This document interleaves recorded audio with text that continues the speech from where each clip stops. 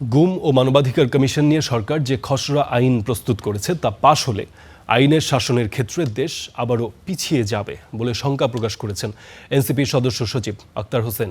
মঙ্গলবার বিকেলে এক গোল টেবিল আলোচনায় এসব কথা বলেছেন আক্তার হোসেন।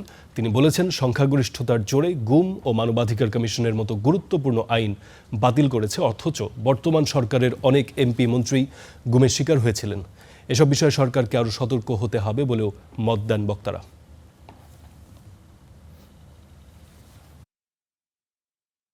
মানবাধিকার কমিশনের চেয়ারম্যান কি হবেন, চেয়ারপারসন কি হবেন, সেটা নিয়োগের ব্যাপারটা কীরকম হবে, অধ্যাদেশে ছিল একরকম, এখন যে খসড়া আইনটা করা হয়েছে সেখানে করা হয়েছে অন্যরকম।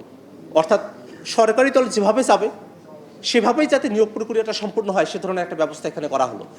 আবার গুম আইনের ক্ষেত্রে বলা হলো কি, এটারও তদন্ত যে বাহিনীগুলো গুম করতে পারে সে আইনের মধ্যে বলা হয়েছে সেই বাহিনীগুলোই এই তদন্তের কাজটা তারা সম্পূর্ণ করবেন।